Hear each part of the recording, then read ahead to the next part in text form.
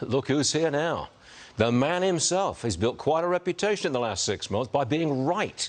His name is Eddie Ghabour. There he is on your screens on the right. All right, Eddie, right from the kickoff here, we've got the Fed's decision this afternoon. Do you blame the Fed for this inflation?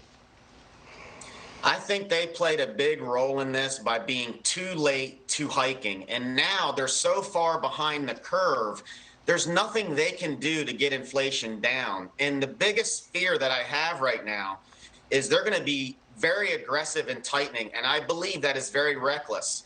This economy is extremely fragile right now, and we are at a tipping point.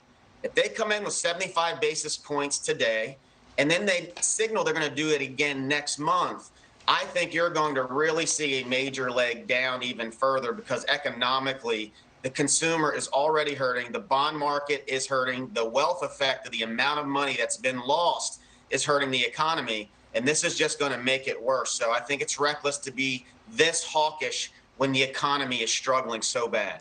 You consistently said that we have not yet seen the bottom for this stock market.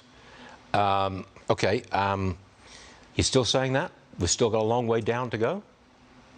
Yeah, so look, right now, I think we're oversold. We're going to get these bear bounces. It's going to continue to happen. I expect to see a bear bounce here. Today may be the start of it.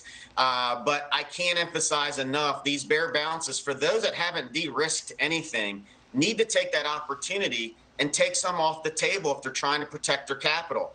We're being very active with our portfolios. We have been. And these bear bounces are going to come, but we are going to take the next leg lower each time after these bear bounces, in our opinion. Okay, now you've talked about the market going lower consistently. You've taken your clients' money out of stocks largely, I believe. Where did you put that money? So look, right now we have a pretty sizable cash position. You know, there's nothing wrong with holding on to cash when the environment is as shaky as it is. And this is something that I just don't understand, why some people feel like they have to stay fully invested.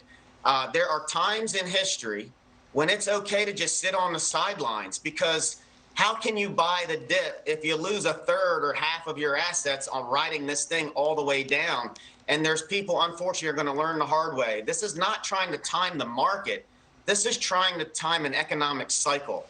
And this economy is spiraling downward, and earnings are going to continue to get worse. And the last thing, real estate is the last major asset that has held its prices.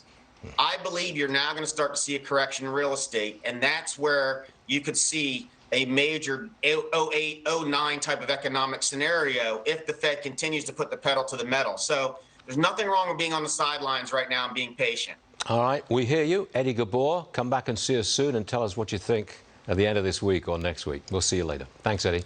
All right, thank you.